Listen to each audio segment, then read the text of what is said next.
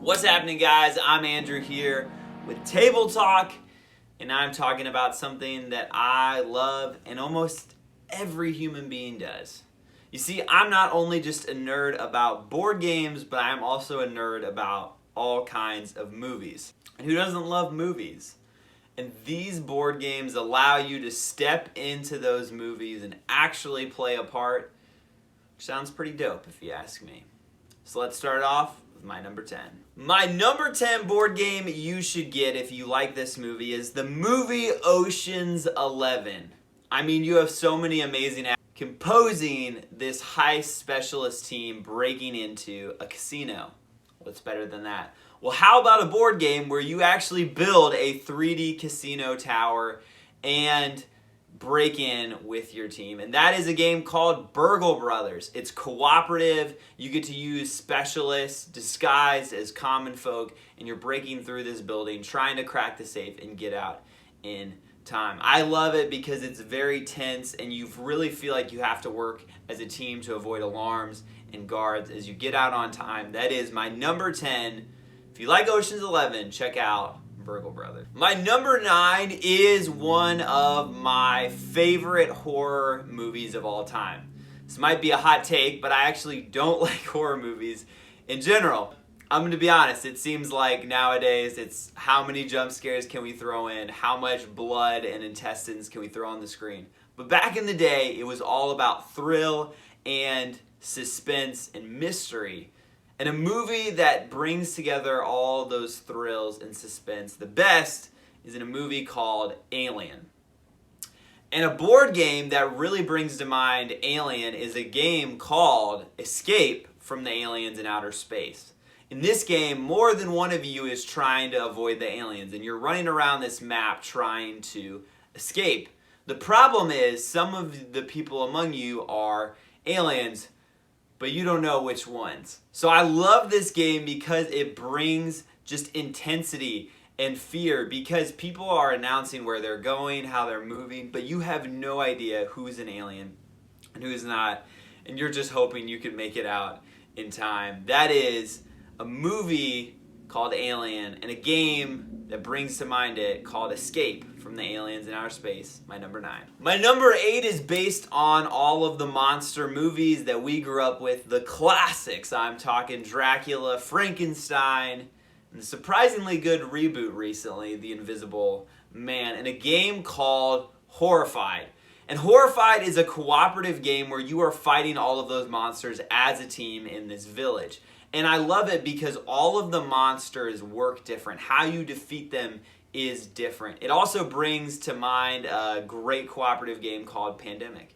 And what's cool about this one is you can not only fight classic horror monsters, there's a spinoff where you can fight whatever the New Jersey Devil is, and Bigfoot. So that's cool too. And this game has incredible art and production, as always, from Prospero Hall. And you can find it in Target for super cheap. Great game. Check it out. Horrified. Based on those classic Universal monster movies. My number 7 is based on an incredible series of films which are ranked from best to worst, 3, 1, 2, 4. Those are the Indiana Jones movies. The classic adventure and excitement and exploring, trying to get those lost treasures. Well, a game that brings that to mind and brings all the coolest parts of Mousetrap, but actually makes it a good game, which if you're like me, I don't think I ever actually played Mousetrap the game. I just set off the traps. It is in a game called The Adventurers. Now, there's 2 of these. There's an original and a spin-off, but these games bring your adventurer figures through a collapsing temple as you try to get the treasure, and they actually have these 3D obstacles like Mousetrap. They're going to go off as you explore the temple. So it's a lot of fun. It's very easy, but still has some strategy and excitement. And, I mean, it brings all that magic of Mousetrap, but it's actually a game you can play and you actually want to play. That is my number 7, The Adventurers, if you like Indiana Jones. My number 6 is for all of those Disney fans out there, because the best part of any Disney movie is those animal sidekicks. They always bring the humor, they always bring the cuteness, and I'm always rooting for them. Well, in a game called Familiar Tales, you actually take the role of these animated animal sidekicks as you are trying to protect the princess. And it's really cool because you journey through this campaign and the princess actually grows up, and you as your animal sidekicks get better as the game goes on as well. They all play a little different. There's a rock golem, a frog, a fox, and they all work to protect from this evil sorcerer. It evokes all of the classic fantasy and adventure and magic of a Disney movie, and I love storytelling games. And there's none better than Jerry Hawthorne, who made this game, also made Mice and Mystics. You should check it out. If you like any of the Disney movies, check out Familiar Tales, my number 6. My number 5 is a series in space. It's sci-fi, and only a third to half of it is actually good. I'm not talking about Star Wars, I'm talking about Star Trek. But the best part of Star Trek is the idea of this crew on these space missions, and each of them serving different roles, having different personalities. And that is all brought to a game called The Captain is Dead. Which in this game, you'll never guess it, the captain is dead. And you, as the rest of the crew, are trying to survive as all this terrible stuff is happening in space. You all are serving different roles as operatives on this crew, and you no longer have your captain to command you. It brings a lot of cooperation, chaos, and fun, and brings that sci-fi theme to life. But number 5, if you like the Star Trek movies, check out The Captain is Dead. My number 4 is from another movie series that are hit or miss, but I love them. Once again, probably only a third of them are good, and I only really love the first 2. That is a game that brings to mind everything we love about Jurassic Park in a game called Dinosaur World. Now, I have to warn you, I like a lot of easy and accessible games, but this game is pretty complicated and pretty large, and I had a terrible experience with it. So I gave this to my older brother. He loves complicated games. My younger brother, my brother-in-law, not as much. And I conned them into playing with us for Christmas, and we got 2 rounds in and stopped. Now, the game is like only 5 rounds, but I will say they looked at this and they're like, we have never played a game as close to complicated as this. But by the second round, they had completely picked it up. And they actually beat me and my older brother. So it looks like a lot, but once you get a round in, you'll kind of figure out how the gears are going. And because it's so vast, it adds a lot of strategy and differences in your parks. You get to choose whether you want dangerous dinosaurs, they're going to be more exciting, or more stuff like roller coasters and casinos where you actually get to gamble every turn. It is a blast to play. I think it's better than any of the other dinosaur games. It is a lot. My number 3, if you like the Jurassic Park movies, get Dinosaur World.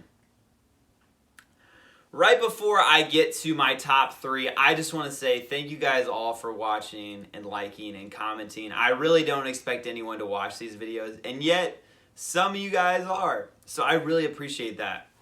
But let me know what you want in the future of this channel. I would love to rank other things in pop culture every once in a while besides board games. Let me know if you're interested in that. I'm a huge nerd. I also would like to bring in other creators and appear on their channels and have them come on mine and collaborate. I would love for it to be more than just me talking. I think that would be more interesting, but I just need people to talk to that love board games as much as me. And right now I don't have, I'm kind of low on those. So let me know if that would interest you, or if you are one, let me know what you want to collaborate about. A list, Mount Rushmore, challenge, bracket. I'm down for all of it. And finally, if you would like to see me do a top 50 or a top 100, I know a lot of channels do that. And I really don't feel like that many people would care about mine, but I would love to put it together and just see what happens. So let me know out of those 3 which interests you, and please comment and let me know so I can make the best content that you guys want to see. With all that being said, let's get to my top 3. My number 3 is a personal favorite of mine. Problem is, it's no longer made, so it's kind of hard to track down. But if you like the movie Monty Python and the Holy Grail, which if you have good taste, you've watched and you've liked, My wife does not. But if you have good comedic taste, you love that movie, and you should play a game called Shadows over Camelot. In this game, like the movie, you're questing for the Holy Grail, you're Knights of Camelot, searching for all these treasures and fighting all these challenges. But the kicker is, number one, you're using poker hands to get all this done, which I love poker, and I just think that's awesome. Number two, incredible arts and components, which I'm a sucker for. And number three, one of you is a hidden traitor secretly working against everyone else. Probably. It's not 100%. So all throughout this game, accusations are flying, and you're wondering if someone is just incompetent, someone's bad at the game, do they have bad hands, or are they fooling us the whole time? Or sometimes it's the person you least suspect. A great game, Shadows over Camelot. If you like Monty Python and the Holy Grail, my number 3. My top 2 are both actually games from those properties. They actually have the license. And my number 2 is one of my favorite solo games. And you might say, Andrew, you play board games by yourself. Solo. Yes, I do. And if you're out there, you probably either think that's really weird / maybe sad, or you also play solo games, which I did too. And I actually didn't like solo games at first. But this game helped me to enjoy it because I realized people play games on their apps, on their phone all the time alone. People play video games alone. People paint alone. People do puzzles alone. So why aren't you allowed to play board games alone? It's just a really cool, way better puzzle in my opinion. And what I enjoyed about this game was it was all about adventure and discovery and story and theme. In one of my favorite worlds, it is Lord of the Rings in Lord of the Rings Journeys in Middle-earth.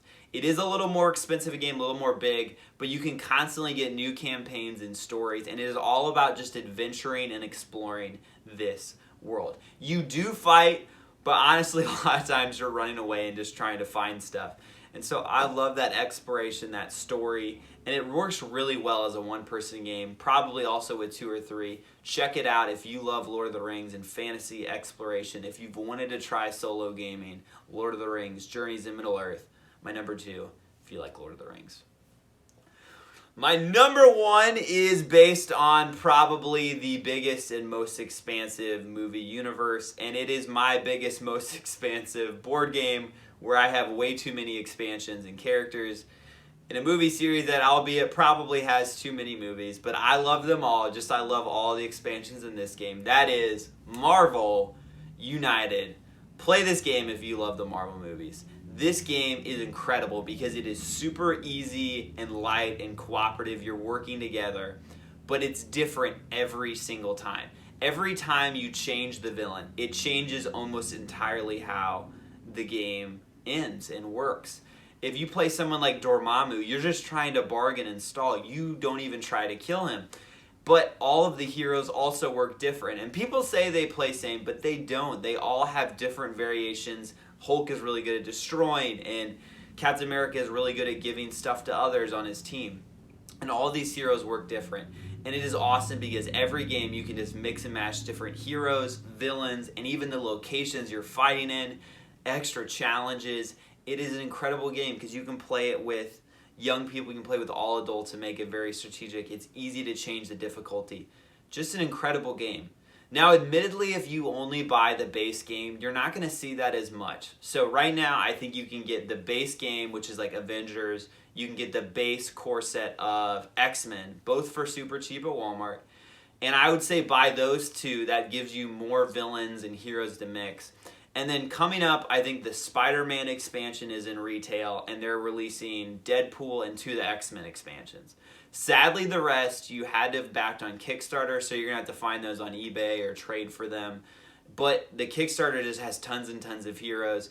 You got Fantastic Four, Guardians, Black Panther, just the entire Marvel universe you can play in this game. An incredible game, as you can tell. I love it. If you like the Marvel movies, check out Marvel United. Well, I hope you enjoyed this list of board games you should play if you like movies. Please comment your list, and I'd love to shout them out in the next video, your ideas of this list.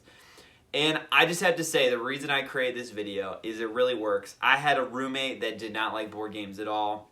Was a huge sports fan, and would just make fun of, dude, board games are so stupid. Why would you own them all? And I got Marvel United. I started opening up all the Marvel characters, and he was like, wait a second. Is that Marvel? And he came over, and we ended up staying up till 4 a.m. playing them and ranking all of the characters. And he has now become a huge board game fan because of it. So that's why these games are so great. If you can show someone a game from a movie they love and actually get them in that world, you can't beat that.